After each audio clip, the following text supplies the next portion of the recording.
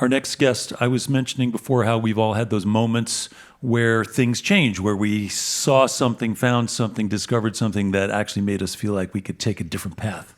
And I know for me that came relatively early. I wasn't going to go down the path of my dad, which has also been the path of my grandfather or my great-grandfather's. Like, I don't think I'm going to do that. And when I was a kid, the big threats around when I was growing up were nuclear war with Russia. And we had the drills where we'd go under our desks, which would have helped a lot. Or line up and go out in the hallway. That's so helpful. But we did have a bomb shelter a makeshift bomb shelter at our house with cans and stuff. I mean, that was a thing that was, weighing us down as little people. And today, it seems like crazy things could happen still. And yet the more pressing concern, I think, for young people today is environmental rather than a nuclear annihilation. And so it's just a thing that is part of their life. Some kids notice and others don't, but our next guest is somebody who noticed. Emma Weber is somebody who started thinking about these issues young. She joined something called the Sunrise Movement. She became an activist. She started lobbying her school board to make more green and energy-efficient changes in schools all across her region. She traveled to Philadelphia to this conference. She's working on legislation in the state of Colorado. It's a serious thing. And as I mentioned, she's still in high school. So please welcome to eTown, Emma Weber.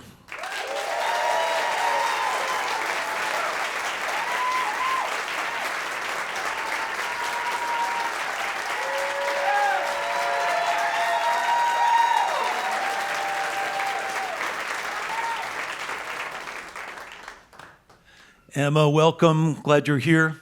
Hi, thanks so much for having me. As I mentioned, you're still in high school, but you've been at this for a while. When did you start sort of thinking about these issues and recognizing that you should try to get involved? I started when I was in 8th grade, so like 4 or 5 years ago during COVID. It was kind of random. I got really interested in jellyfish for random reasons. Yeah. I was like, okay. I was really into drawing jellyfish, and then my parents got me some books about jellyfish, and then I learned about the ocean, and then I learned that the ocean was at risk due to climate change, and then I just kind of went down a spiral from there and got involved through that. Yeah, and so in your love of jellyfish and your appreciation for the ocean is huge, and you're small. This is true. And so how did it actually even occur to you that whatever you could do as a high school person would have an impact? I started doing school strikes for climate in 8th grade. School strikes? Yes, Like so I not didn't go to going school on Fridays. Okay, and that helps the ocean how? Yeah, great question. So it was along with the movement that Greta Thunberg started, Fridays for Future. Oh, yeah. And so the idea was that students were not going to school in order to show legislators and the public that they needed to take action on the climate crisis. And so that was where I started, but I didn't really know what I was doing. And so that wasn't the most impactful compared to where I've gotten now. Yeah. But Greta was somebody you had become aware of. Yeah, she was someone I'd become aware of, and I think she was really a role model for me, showing that someone who I think she started when she was 15, and she started a global movement. Yeah. Now, speaking of movements, there is a thing called the Sunrise Movement. Mm-hmm. And that's something, as I understand it, you had a little group here in your community, and then you migrated that into becoming a hub for the Sunrise Movement and made it kind of official? Yeah, we had a local environmental club at our high school that I joined. And then after being in that for about a year, I joined Sunrise Movement. And we just kind of transitioned that club into something a lot bigger. And as I understand it, Sunrise Movement has essentially a Green New Deal for schools. Yeah, so we're kind of championing a Green New Deal for schools, which is a vision to transform our schools to face the climate crisis and invest in Black, brown, and working class communities. Yeah. And so it's great. And there's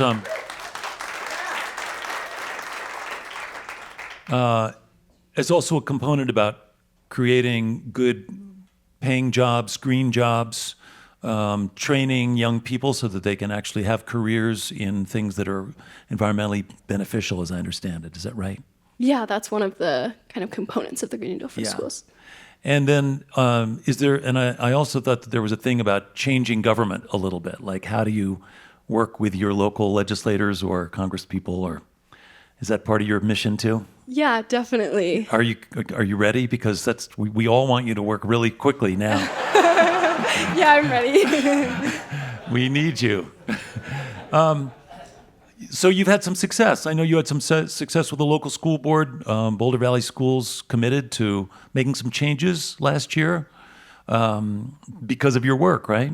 Yeah, we campaigned for about 8 months in our school board. We went to school board meetings, rallied like a big network of students from across the district, and we got Boulder Valley School District to pass the first in the nation Green New Deal for Schools resolution. Wow, amazing.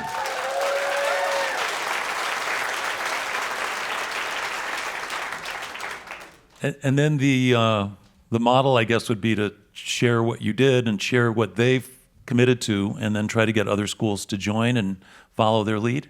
Yeah, exactly. So I think one of the really cool things about the Green New Deal for Schools and the Sunrise Movement is that there are students and young people working on this across the country. So there are other school districts that have, since BVSD passed their resolution, also passed Green New Deal for Schools resolution, and students who are working on that right now. And we're also trying to implement similar policies at the state level now. Yeah, with state legislators. Exactly. How's that going? It's going well. Yeah. Yeah, it's definitely like a whole new world to navigate. They don't really like teach you in high school like how to run a statewide campaign or how to like work with your legislators. It's a lot like of trial and error and learning. But yeah, like a week ago we had our first rally at the state capitol, got a bunch of people together. Wow. So yeah, it's going well. A rally at the state capitol and a bit of a march too, right? Yes. Yeah. Okay, this is so helpful and so positive. I'm so happy to know about all this stuff. And I know you're not doing this alone. You've got some help. So there was 4 of you maybe who were doing most of the work to get that rally organized. Am I right? Yeah, I guess there's like 6 of us at my school and then others in other schools, but yeah, a team of around that size. Yeah. And then you went to the Sunrise Movement gathering in Philadelphia not long ago, right? Mm-hmm. So was that a chance for you to meet a whole bunch of other kids? Yeah, I've been to quite a few like different national Sunrise gatherings at this point. But yeah, that's a really incredible opportunity to meet students from different part of the country who are also working on this. And when you get together with fellow students who are passionate about this issue, and you recognize that the grown-ups who are in control right now don't acknowledge climate science. And in fact, I think we live in a community where there's a lot of labs, the National Center for Atmospheric Research and National Oceanic and Atmospheric Administration. And they've just had a few thousand layoffs for these people doing this climate science and work like that. As adults, we're pretty down on that whole thing. We're pretty depressed about that whole thing. I mean, so when you get together with your young people and you see this happening in our leaders, among our leaders, what does it feel like? How do you manage through that? Yeah, it can feel really demoralizing a lot of the time to see what's going on federally and just like with the people who are in charge and should be leading the way.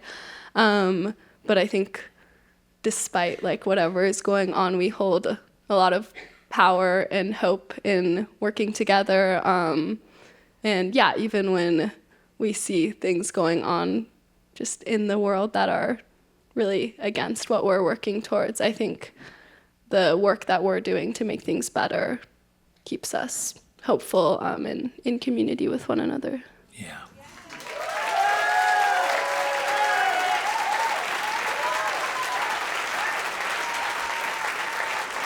Yeah.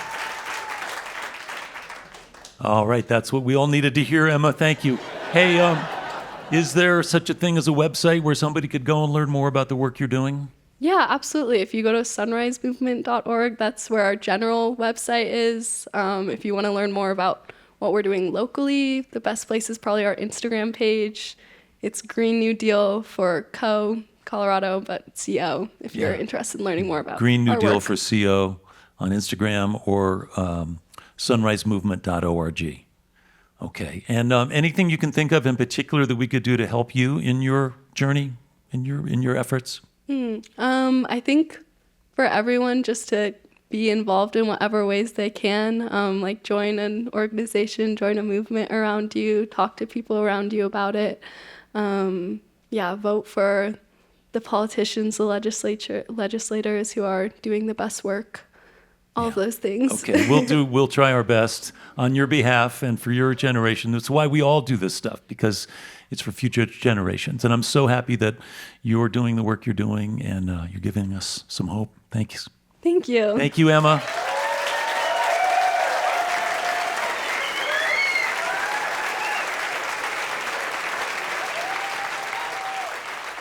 Emma Weber.